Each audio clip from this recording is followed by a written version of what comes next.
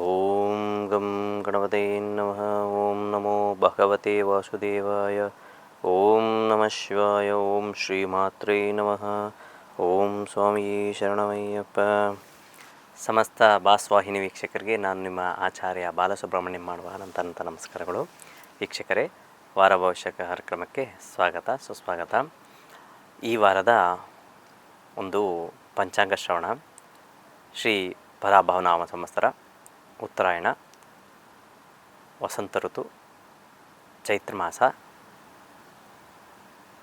ಕೃಷ್ಣ ಪಕ್ಷದ ರಾಶಿ ಭವಿಷ್ಯ.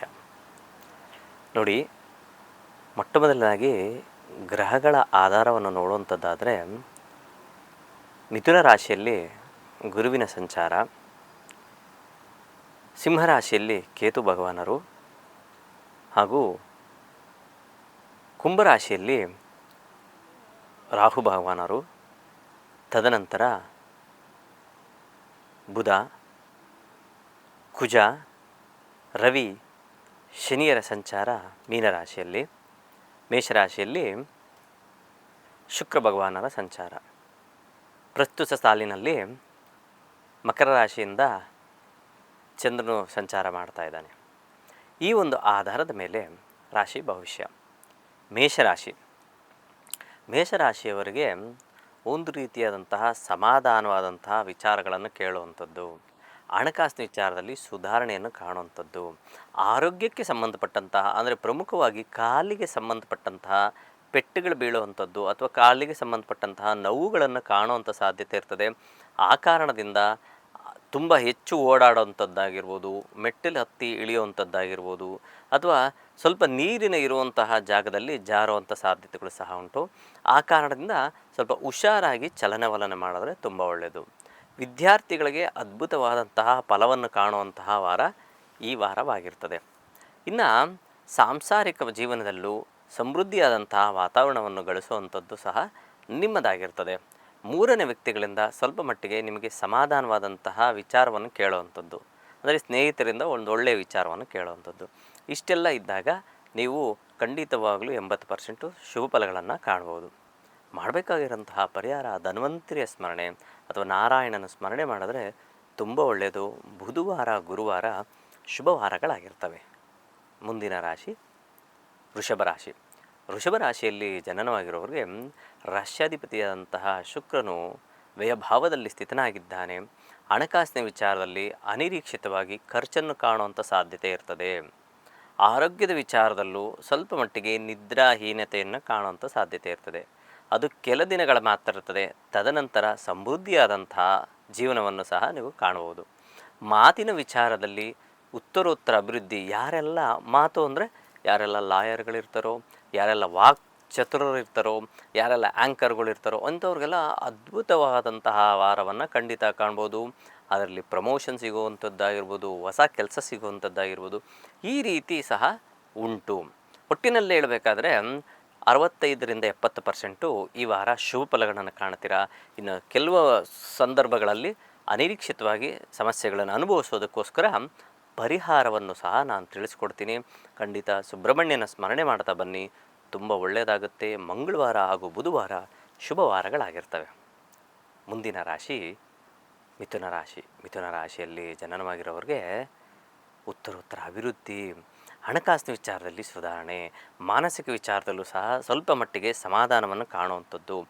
ಆರೋಗ್ಯದಲ್ಲಿ ಬೆನ್ನು ಹುರಿಗೆ ಸಂಬಂಧಪಟ್ಟಂಥ ಬೆನ್ನೋವು ಇದ್ದಕ್ಕಿದ್ದಂಗೆ ಗೊತ್ತಿಲ್ಲ, ಯಾಕೋ ಬೆನ್ನೋವ್ತಾ ಇದೆ ಅನ್ನೋ ರೀತಿಯಾಗಿ ಆಗುವಂಥ ಸಾಧ್ಯತೆಗಳು ಸಹ ಉಂಟು. ಕೀಲುಗಳಿಗೆ ಸಂಬಂಧಪಟ್ಟಂಥದ್ದು, ಮಂಡಿಗೆ ಸಂಬಂಧಪಟ್ಟಿರುವಂತಹ ನೋವುಗಳು ಸಹ ಅನುಭವಿಸುವಂಥ ಸಾಧ್ಯತೆ ಇರ್ತದೆ. ಇಷ್ಟೆಲ್ಲ ಇದ್ದಾಗ ನೀವು ಪರಿಹಾರ ರೂಪಕವಾಗಿ ಅದ್ಭುತವಾದಂತಹ ಪರಿಹಾರ ಅಂದರೆ ಹೆಣ್ಣು ದೇವರ ಸ್ಮರಣೆ ಮಾಡಿ, ತುಂಬ ಒಳ್ಳೆಯದಾಗುತ್ತೆ. ಹೆಣ್ಣು ದೇವರು ನಿಮಗೆ ಉತ್ತರೋತ್ತರ ಅಭಿವೃದ್ಧಿನೂ ಸಹ ಕಲ್ಪಿಸ್ಕೊಡ್ತಾರೆ. ಆ ತಾಯಿಯ ಸ್ಮರಣೆ ಹಾಗೂ ಶುಕ್ರವಾರ, ಶನಿವಾರ ಶುಭವಾರಗಳಾಗಿರ್ತವೆ. ಮುಂದಿನ ರಾಶಿ ಕರ್ಕಾಟಕ ರಾಶಿ. ಕರ್ಕ ರಾಶಿಯಲ್ಲಿ ಜನನವಾಗಿರೋರಿಗೆ ಉತ್ತರೋತ್ತರ ಅಭಿವೃದ್ಧಿ, ಹಣಕಾಸಿನ ವಿಚಾರದಲ್ಲಿ ಸುಧಾರಣೆಯನ್ನು ಕಾಣುವಂಥದ್ದು, ಮಾನಸಿಕ ಚಂಚಲತೆಯಿಂದ ದೂರ ಬರುವಂಥದ್ದು, ಹೊಸ ಕೆಲಸಕ್ಕೆ ಚಾಲನೆ ಕೊಡುವಂಥದ್ದು, ಲಘು ದೂರ ಪ್ರಯಾಣದಿಂದ ಸಮಾಧಾನವನ್ನು ಕಾಣುವಂಥದ್ದು, ಹೊಸ ವಿಚಾರಗಳಿಗೆ ಚಿಂತನೆ ಮಾಡುವಂಥದ್ದು, ವಿದ್ಯಾರ್ಥಿಗಳಿಗೆ ಅದ್ಭುತವಾದಂತಹ ಫಲವನ್ನು ಸಹ ಗಳಿಸುವಂತಹ ವಾರ ಈ ವಾರವಾಗಿರ್ತದೆ.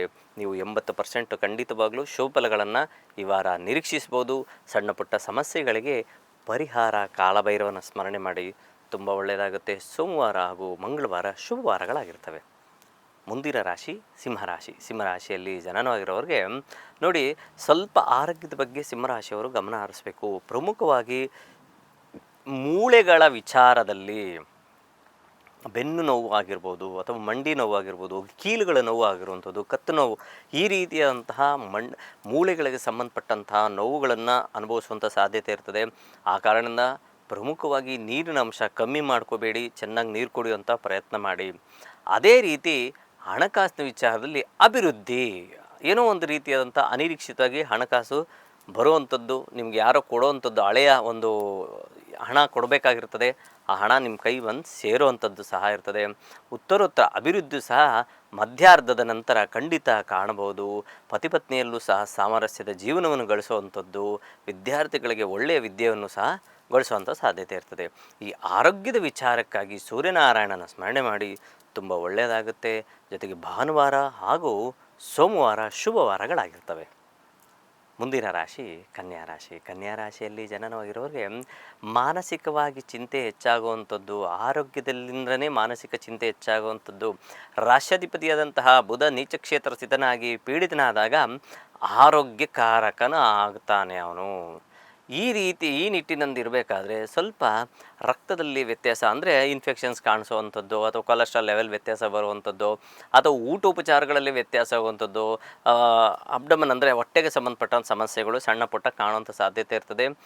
ಇದನ್ನು ಹೊರತುಪಡಿಸಿದ್ರೆ ಸಂಪೂರ್ಣ ಶುಭ ಫಲಗಳನ್ನು, ಅಂದರೆ ಸಾಂಸಾರಿಕ ಜೀವನದಲ್ಲಾಗಿರ್ಬೋದು, ಹಣಕಾಸಿನ ವಿಚಾರದಲ್ಲಾಗಿರ್ಬೋದು, ಅಥವಾ ಮಕ್ಕಳ ಒಂದು ಓದಿನ ವಿಚಾರದಲ್ಲಾಗಿರ್ಬೋದು, ಅಥವಾ ಲಘು ದೂರ ಪ್ರಯಾಣ ಅಥವಾ ದೈವ ಸ್ಮರಣೆ ಮಾಡುವಂಥದ್ದು ವಿಚಾರದಲ್ಲಿ ಸಂಪೂರ್ಣ ಶುಭ ಫಲಗಳನ್ನು ನೀವು ಖಂಡಿತ ನಿರೀಕ್ಷಿಸ್ಬೋದು.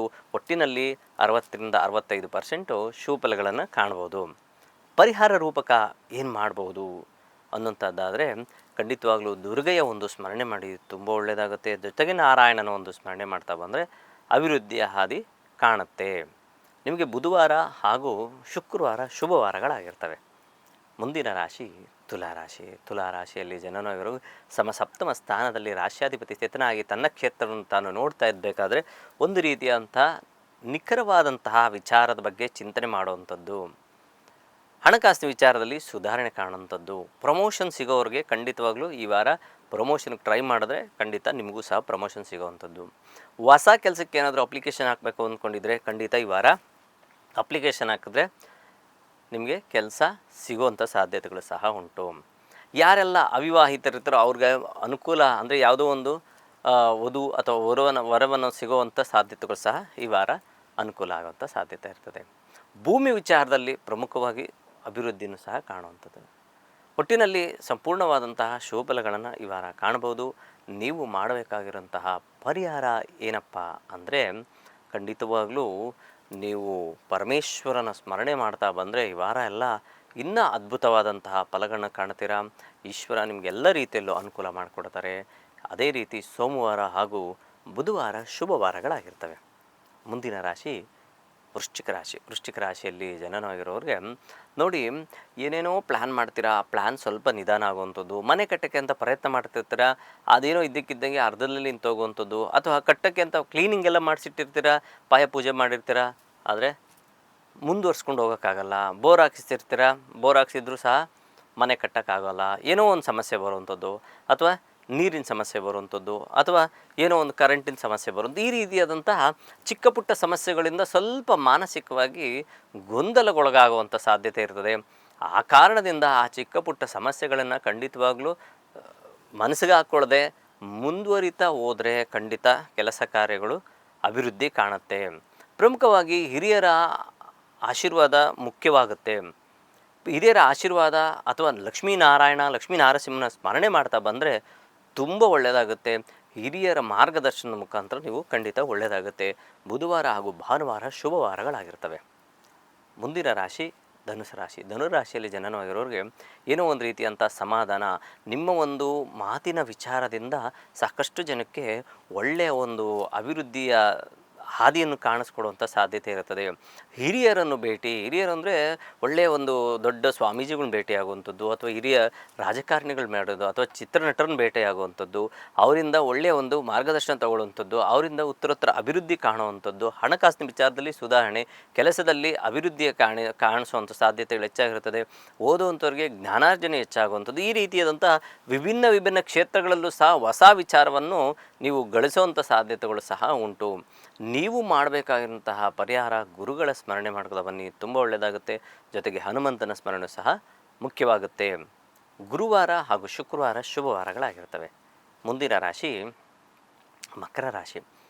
ಮಕರ ರಾಶಿಯಲ್ಲಿ ಜನನವಿರೋರಿಗೆ ಮೂರನೇ ವ್ಯಕ್ತಿ ಕಮ್ಯುನಿಕೇಷನಲ್ಲಿ ಸ್ವಲ್ಪ ಸಮಸ್ಯೆ ಆಗುವಂಥ ಸಾಧ್ಯತೆ ಇರ್ತದೆ. ಯಾರಿಗಾದ್ರೂ ನೀವು ಏನೋ ಒಂದು ಕಂಪ್ನಿ ಟೈಅಪ್ ಆಗಬೇಕು, ಅಥವಾ ಫ್ರೆಂಡ್ಸ್ಗೇನೋ ಒಂದು ಮಾತು ಕೊಟ್ಬಿಟ್ಟಿರ್ತೀರ, ಹಣಕಾಸಿನ ವಿಚಾರ ಆಗ್ಬೋದು, ಅಥವಾ ಬೇರೆ ಎಲ್ಲೋ ಹೋಗೋಣ, ಯಾವುದೋ ಒಂದು ಟ್ರಿಪ್ ಹೋಗೋಣ ಅಂತ ಖಂಡಿತವಾಗ್ಲೂ ಕಡಿತವಾಗುವಂಥದ್ದು, ಅಂದರೆ ಹೋಗೋಕ್ಕಾಗದಿರೋವಂಥ ಸಮಸ್ಯೆ ಬಂದ್ಬಿಡುತ್ತೆ. ಆ ಕಾರಣದಿಂದ ನಿಖರವಾಗಿದ್ದರೆ ಮಾತ್ರ ಯಾರಿಗಾದ್ರೂ ಭಾಷೆ ಕೊಡಿ, ಯಾರಿಗಾದ್ರೂ ಮಾತು ಕೊಡಿ. ಇಲ್ಲ ಅಂದರೆ ಮಾತಿನ ವಿಚಾರದಲ್ಲಿ ಸಮಸ್ಯೆ, ಅದು ಪ್ರಮುಖವಾಗಿ ಸ್ನೇಹಿತರು, ಸಹಪಾಠಿಗಳು, ಸಹೋದರರು, ಇವರಿಂದ ಸ್ವಲ್ಪ ಸಮಸ್ಯೆಯನ್ನು ಅನುಭವಿಸುವಂಥ ಸಾಧ್ಯತೆ ಇರ್ತದೆ. ಇದೊಂದು ವಿಚಾರ ಬಿಟ್ಟರೆ ಎಲ್ಲ ವಿಚಾರದ ಹಣಕಾಸಿನ ವಿಚಾರದಲ್ಲಿ ಸುಧಾರಣೆ, ಸಾಂಸಾರಿಕ ವಿಚಾರದಲ್ಲೂ ಸಮೃದ್ಧಿ, ಮಕ್ಕಳ ವಿಚಾರದಲ್ಲಿ ಅಭಿವೃದ್ಧಿ, ತಾಯಿಯ ಆರೋಗ್ಯದಲ್ಲಿ ಚೇತರಿಕೆ, ಈ ರೀತಿಯೆಲ್ಲ ಕಂಡುಬರುತ್ತೆ. ಸರಿ, ಏನಪ್ಪ ಈ ಕಮ್ಯುನಿಕೇಷನ್ಗೂ ಸುಬ್ರಹ್ಮಣ್ಯನ ಸ್ಮರಣೆ ಮಾಡಿ, ತುಂಬ ಒಳ್ಳೆಯದಾಗುತ್ತೆ. ಮಂಗಳವಾರ ಹಾಗೂ ಬುಧವಾರ ಶುಭವಾರಗಳಾಗಿರ್ತವೆ. ಮುಂದಿನ ರಾಶಿ ಕುಂಭರಾಶಿ. ಕುಂಭರಾಶಿಯಲ್ಲಿ ಜನನವಾಗಿರೋರಿಗೆ ಒಂದು ರೀತಿಯಾದಂತಹ ಮಿಶ್ರದಾಯಕವಾದಂತಹ ಫಲವನ್ನು ಖಂಡಿತ ನಿರೀಕ್ಷಿಸ್ಬೋದು. ಯಾವ ವಿಚಾರದಲ್ಲಿ ಮಿಶ್ರದಾಯಕ ಅಂದರೆ ಕುಟುಂಬ ವಾಕ್ ಧನಸ್ಥಾನೇ. ಅದು ಕುಟುಂಬ ವಾಕ್ ಧನಸ್ಥಾನದಲ್ಲಿ ಗ್ರಹಗಳು, ಅಂದರೆ ಪ್ರಮುಖವಾಗಿ ಪಾಪಗ್ರಹಗಳು ಹೆಚ್ಚಾಗಿ ಸ್ಥಿತರಾದಾಗ ಈ ಮೂರು ವಿಚಾರದಲ್ಲಿ ಸ್ವಲ್ಪ ಇಂಬ್ಯಾಲೆನ್ಸ್ ಆಗುವಂಥ ಸಾಧ್ಯತೆ ಇರ್ತದೆ. ಏನೋ ಅಂದ್ಕೊಂಡಿರ್ತೀರ, ಆ ಅಂದ್ಕೊಂಡಿರೋಂತಹ ಕೆಲಸ ಸರಿಯಾದ ಸಮಯಕ್ಕೆ ಆಗದೇ ಇರೋವಂಥದ್ದು. ಯಾವುದೋ ಒಂದು ಪ್ಲ್ಯಾನ್ ಇಟ್ಕೊಂಡಿರ್ತೀರ, ಎಲ್ಲೋ ಹೋಗಬೇಕು ಅಂತ ಅಂದ್ಕೊಂಡಿರ್ತೀರ, ಅದು ಯಾವುದೋ ಒಂದು ಕೆಲಸ ಬರುವಂಥದ್ದು ಇರ್ತದೆ, ಅದರಿಂದ ಸ್ವಲ್ಪ ಹಣಕಾಸು ಸಹ ಸುಧಾರಣೆ ಆಗುವಂಥದ್ದು ಇರ್ತದೆ. ಆ ಕೆಲಸ ಎಲ್ಡಪ್ ಆಗುವಂಥ ಸಾಧ್ಯತೆ ಇರ್ತದೆ. ಸರಿ, ಆ ಎಲ್ಡಪ್ ಆಗಬಾರ್ದು ಅನ್ನೋ ಸಹ ಖಂಡಿತ ಅದಕ್ಕೇನು ಪರಿಹಾರ ಅಂತ ಖಂಡಿತವಾಗಿ ನಾನು ಸೂಚಿಸ್ಕೊಡ್ತೀನಿ. ಮಕ್ಕಳ ವಿದ್ಯಾಭ್ಯಾಸದಲ್ಲಿ ಅಭಿವೃದ್ಧಿಯ ಕಾಣುತ್ತೆ. ಅದೇ ರೀತಿ ಯಾರೆಲ್ಲ ಸ್ವಲ್ಪ ಈ ಬೇರೆ ಹೊರದೇಶಕ್ಕೆ ಹೋಗಬೇಕು, ಏನೋ ಒಂದು ಪ್ಲ್ಯಾನಿಂಗ್ ಮಾಡ್ಕೊಂಡಿರ್ತಾರಲ್ಲ, ಅವ್ರಿಗೂ ಸಹ ಒಳ್ಳೆಯ ಅಭಿವೃದ್ಧಿ ಆದಿ ಕಾಣುವಂಥ ಸಾಧ್ಯತೆ ಇರ್ತದೆ. ಸರಿ, ಈ ಕುಟುಂಬವಾಗಿ ಧನಸ್ಥಾನದಲ್ಲಿ ಪಾಪಗ್ರಹಗಳು ಸ್ಥಿತರಾದಾಗ ನಾವು ಏನು ಪರಿಹಾರ ಮಾಡ್ಕೋಬೇಕು, ಆ ಕ್ಷೇತ್ರ ಯಾವುದು ಅನ್ನೋದೇ ಖಂಡಿತವಾಗಲೂ ನೀವು ಲಕ್ಷ್ಮೀ ನರಸಿಂಹರ ಸ್ಮರಣೆ ಎಲ್ಲಾದರೂ ಸರಿ, ಆ ಲಕ್ಷ್ಮೀ ನರಸಿಂಹನ ಕ್ಷೇತ್ರಕ್ಕೆ ಹೋಗಿ ನಮಸ್ಕಾರ ಮಾಡ್ಕೊಂಬಂದಿದ್ದೆ ಆದರೆ, ಅದು ಪ್ರಮುಖವಾಗಿ ಮಂಗಳವಾರದೊತ್ತು ಮಾಡ್ಕೊಂಬಂದಿದ್ದೆ ಆದರೆ ನಿಮಗೆ ಸಂಪೂರ್ಣ ಶುಭಫಲಗಳನ್ನು ಕಾಣ್ತೀರಾ. ಅದರೊಟ್ಟಿಗೆ ಬುಧವಾರ ಹಾಗೂ ಮಂಗಳವಾರ ಶುಭವಾರಗಳಾಗಿರ್ತವೆ. ಮುಂದಿನ ರಾಶಿ ಮೀನರಾಶಿ. ಮೀನರಾಶಿಯಲ್ಲಿ ಜನನವಾಗಿರೋರಿಗೆ ಆರೋಗ್ಯದಲ್ಲಿ ಸ್ವಲ್ಪ ವ್ಯತ್ಯಾಸವನ್ನು ಕಾಣ್ತಾರೆ. ಯಾಕಪ್ಪ, ಸುಮಾರು ದಿವಸದಿಂದ ಏನೋ ಒಂದು ರೀತಿಯಾದಂಥ ಮಂಪರ್ಗ ಆಗುವಂಥದ್ದು, ಮೈಕೈ ನೋವು ಬರುವಂಥದ್ದು, ಏನೋ ಸುಸ್ತು ಆಗುವಂಥದ್ದು, ಹೆಚ್ಚೆಚ್ಚು ದಾಹ ಆಗುವಂಥದ್ದು, ಅದೇ ರೀತಿ ಕೆಲಸ ಕಾರ್ಯಗಳಲ್ಲಿ ಒತ್ತಡ ಕಾಣುವಂಥದ್ದು, ಫ್ರೆಂಡ್ಸಿಂದ ನಿಮಗೆ ಸ್ವಲ್ಪ ಸಮಸ್ಯೆಯನ್ನು ಸಹ ಅನುಭವಿಸುವಂಥ ಸಾಧ್ಯತೆ ಇರ್ತದೆ. ಆ ಕಾರಣದಿಂದ ಯಾವುದ್ರ ಬಗ್ಗೆ ಚಿಂತೆ ಮಾಡೋಕ್ಕೆ ಹೋಗಬೇಡಿ. ಸಾಕಷ್ಟು ಜನ ಮುಂದೆ ನಿಮ್ಮ ಹತ್ರ ಒಂದು ರೀತಿ ಮಾತಾಡ್ತಾರೆ, ಹಿಂದೆ ಒಂದು ರೀತಿ ಮಾತಾಡ್ತಾರೆ. ಖಂಡಿತವಾಗ್ಲೂ ಅದಕ್ಕೆ ಕಿವಿಗೊಡಬೇಡಿ. ದೈವ ಸ್ಮರಣೆ ಅತಿ ಮುಖ್ಯ. ದೇವರೇ ಎಲ್ಲ ನಿನಗೆ ಬಿಟ್ಟಿದ್ದೀನಪ್ಪ, ಅವ್ರೇನಾದರೂ ಅಂದ್ಕೊಳ್ಳಿ ಅನ್ನೋ ಒಂದು ನಿಟ್ಟಿನಲ್ಲಿ ನೀವು ಜೀವನವನ್ನು ಮಾಡ್ಕೊಂಡು ಹೋಗಿ. ಬೇರೆಯವರ ಒಂದು ಹೇಳಿಕೆಗೆ ನೀವು ಕಿವಿಗೊಟ್ಟರೆ ಖಂಡಿತ ಸಮಸ್ಯೆ ಆಗುವಂಥ ಸಾಧ್ಯತೆ ಇರ್ತದೆ. ಅದನ್ನು ಹೊರತುಪಡಿಸಿದರೆ ಹಣಕಾಸಿನ ವಿಚಾರದಲ್ಲಿ ಸುಧಾರಣೆ ಕಾಣ್ತೀರಾ. ಕುಟುಂಬದಲ್ಲಿ ಪತಿ ಪತ್ನಿಯಲ್ಲಿ ಸಾಮರಸ್ಯದ ಜೀವನವನ್ನು ಸಹ ಕಾಣ್ತೀರಾ.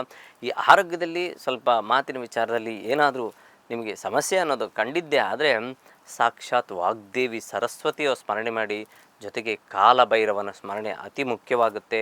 ಸಂಪೂರ್ಣ ಶುಭ ಫಲಗಳನ್ನು ನೀವು ಕಾಣ್ಬೋದು. ಶನಿವಾರ ಹಾಗೂ ಬುಧವಾರ ಶುಭವಾರಗಳಾಗಿರ್ತದೆ ಅಂತ ಹೇಳ್ತಾ ಈ ವಾರದ ಕಾರ್ಯಕ್ರಮ ಮುಗಿಸ್ತಾ ಇದ್ದೀನಿ. ಪ್ರಪಂಚದಲ್ಲಿರುವ ಪ್ರಾಣಿ ಪಕ್ಷಿ ಜೀವರಾಶಿ ಸಸ್ಯಚರ ಜಲಚರ ಎಲ್ಲರೂ ಚೆನ್ನಾಗಿರಲಿ ಅಂತ ಭಾವಿಸೋಣ. ಎಲ್ಲರೂ ಸಮಾನ ಮನಸ್ಕರಾಗಿ ಜೀವನ ಮಾಡೋಣ. ಎಲ್ಲರಿಗೂ ನಮಸ್ಕಾರ.